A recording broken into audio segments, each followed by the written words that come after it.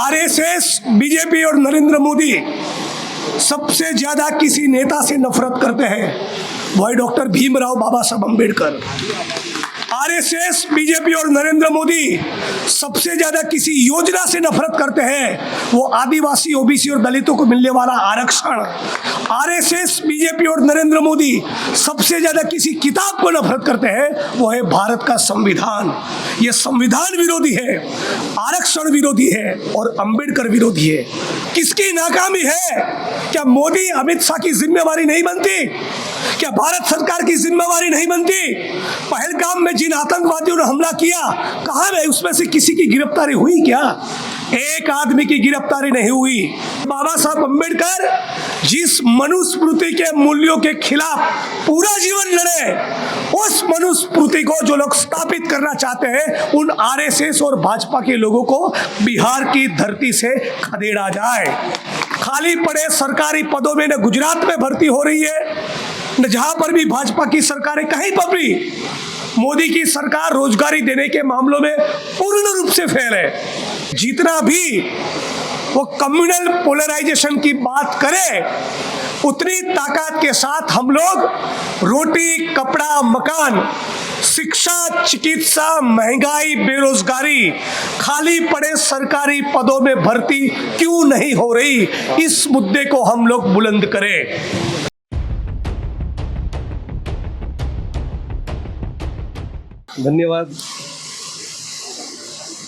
धन्यवाद साथियों। मंच पर उपस्थित सभी सम्माननीय साथी, पूरा मंच सम्मानित है, सभी का नाम नहीं ले पाऊंगा। साथी शकील अहमद साहब, रतनलाल जी, शंभू भाई, मनीष भाई, अमर भाई, सभी सम्माननीय साथी और आप तमाम दोस्तों। शकील अहमद साहब ने एक बड़े काम की बात की। उन्होंने कहा कि कोई गुड़ी गुड़ी बात करने के लिए हम यहां नहीं आए। चुनाव है तो भाजपा का तंबू कैसे उखाड़ के फेंके, उसी मकसद से यहां पर आए हैं। और अभी भारत का दलित, मुस्लिम, आदिवासी, ओबीसी, घुमंतु, किसान, मजदूर, महिला, नौजवान ये किन परिस्थितियों से गुजर रहे हैं, ये आप देख ही रहे। मुझे आपको कुछ बताने की जरूरत नहीं है। सब कुछ हमारी आंखों के सामने पिछले 10 साल से हो रहा है।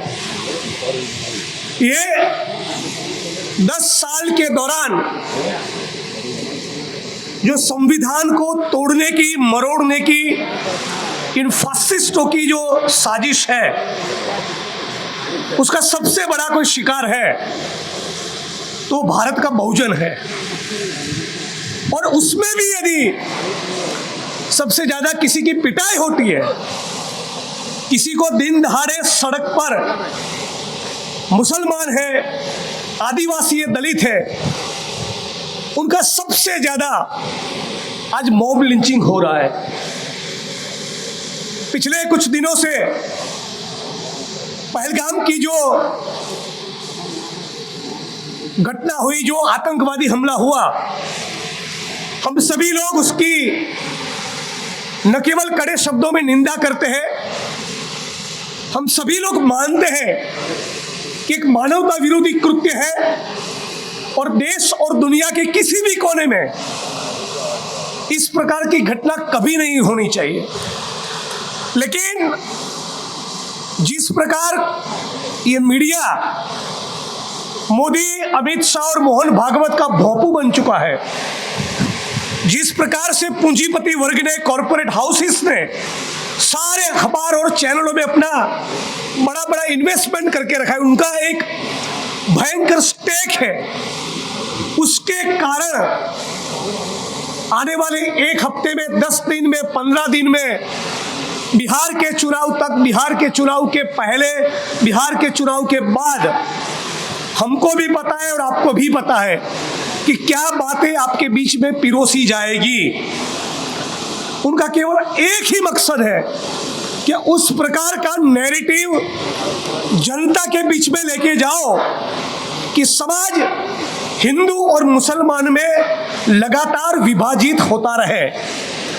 तो उस परिस्थिति में चूंकि हम ये समझते हैं, चूंकि हम उनके मंसूबों को पहचान चुके हैं, चूंकि हम पिछले 10 साल से मोदी, अमित शाह, आरएसएस की राजनीति को समझ रहे हैं, हमारा दायित्व ये बनता है कि जितना भी वो कम्युनल पोलराइजेशन की बात करे, उतनी ताकत के साथ हम लोग रोटी, कपड़ा, मकान, शिक्षा, चिकित्सा, महंगाई, बेरोजगारी, खाली पड़े सरकारी पदों में भर्ती क्यों नहीं हो रही, इस मुद्दे को हम लोग बुलंद करें। यही हमारे पास एकमात्र रास्ता है। आज पिछले 2-3 दिन से लगातार मीडिया में जो दबाकर झूठ पिरोसा जा रहा है, कुछ चैनल वालों ने तो कराची को, इस्लामाबाद को, लाहौर को हमारी फोर्सेस ने अपनी जेब में रख दिया, उस प्रकार का झूठ फैला रहे हैं। और ये करने के पीछे का उनका एक ही तात्पर्य है, ये झूठ फैला रहे, आप ऐसा कहोगे तब भी आप उनके नैरेटिव का शिकार बनोगे। वो ये जानते हैं, वो जानते हैं कि इसी मुद्दे पर बहस हो। वो पता है मूर्ख नहीं है, लगते हैं मूर्ख, लगते हैं जोकर जैसे, लगते हैं कि ये तो कोई विदूषक बोल रहा है, पत्रकार नहीं, लेकिन वो विदूषक गिरी जानबूझकर कर रहा है। वो चाहता है कि हम उसी मुद्दे पे रिएक्ट करें, उसी मुद्दे पर रिस्पॉन्ड करें, उसी मुद्दे पर बहस हो। और इसीलिए हम लोगों को आज जहां बहुजन समाज के सारे स्टूडेंट्स यहाँ पर मौजूद हैं, हम लोगों को पूरी बात को घुमा फिराकर बेरोजगारी के सवाल पर लाना है। हमको पूछना है कि हमारी नौकरी का क्या, हमारे रोजगार का क्या। खाली पड़े सरकारी पदों में न गुजरात में भर्ती हो रही है, न जहां पर भी भाजपा की सरकारें, कहीं पर भी मोदी की सरकार रोजगारी देने के मामलों में पूर्ण रूप से फेल है। ये कल को भी रोजगारी नहीं दे पाए थे, आज भी नहीं दे पा रहे, कल भी नहीं दे पाएंगे। तो इन परिस्थिति को समझते हुए आप में से एक एक स्टूडेंट का, एक एक युवा साथी का कर्तव्य है कि बिहार के जिस जिले से, जिस तहसील से, जिस गांव से आप आए, वहां अपनी रिस्पॉन्सिबिलिटी को समझते हुए यहां पर एक ही लाइन आपको लेना पड़ेगा, हर कीमत पर नीतीश कुमार और भाजपा का तंबू कैसे उखाड़ फेंको। 23 साल की उम्र में भगत सिंह ने शहादत दी, चंद्रशेखर आजाद, राम प्रसाद बिस्मिल, अशफाकुल्ला खान, भगत सिंह, सुखदेव, राजगुरु, आप भी करीब करीब उसी उम्र के हैं। आप में से कुछ साथियों की उम्र होगी 23 साल, कुछ साथियों की होगी 25, 28, 30, ज्यादा से ज्यादा 30-32 साल। आपको भगत सिंह की तरह कोई शहादत नहीं देनी, लेकिन अपने गांव का, अपने तहसील का बूथ पकड़कर वहां भाजपा के खिलाफ 90% वोटिंग कैसे हो, उतना संकल्प तो आप कर ही सकते हैं। और यदि आप ये नहीं कर रहे, आप इन कमरों में अच्छे फ्यूचर का सपना देखकर हाथ में किताब लेकर बैठे हैं, तो फिर 14 अप्रैल मत मनाइएगा।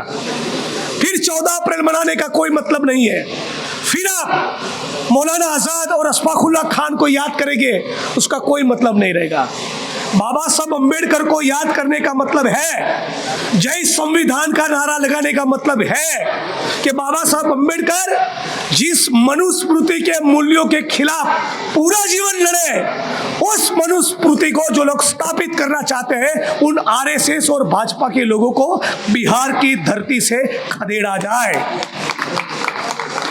मैं 365 दिन दलित उत्पीड़न के मामलों में लड़ता रहूं और फिर यदि जय भीम न बोलूं, बाबा साहब के स्टैच्यू को माला न पहनाऊं, 14 अप्रैल को सेलिब्रेट न करूं, वो चलेगा।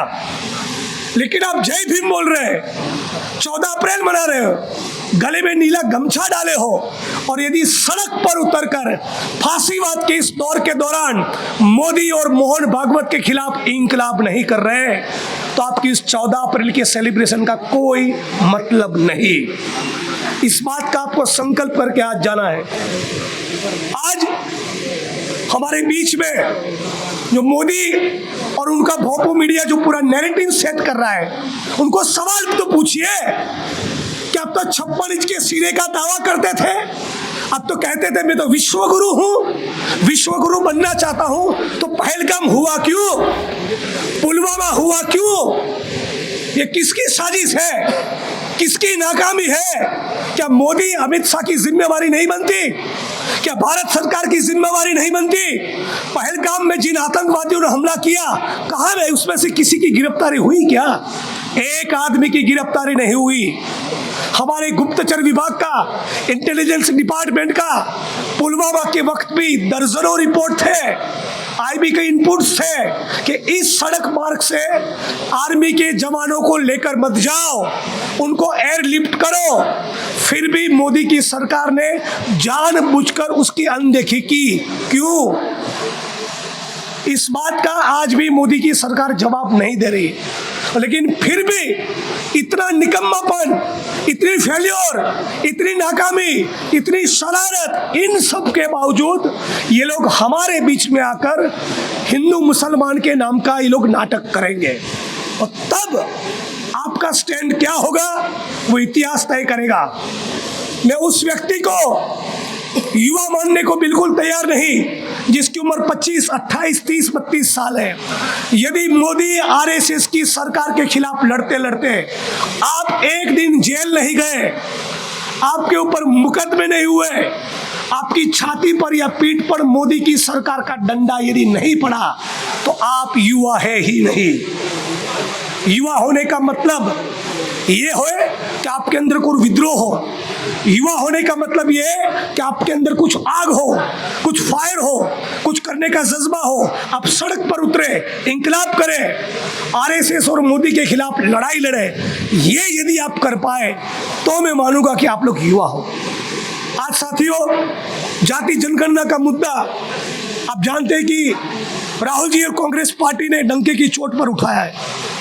ये मोदी की सरकार किसी कीमत पर, क्या आप मानते हैं कि जाति जनगणना करवाती? उनको मजबूरी में यह मानना पड़ा है।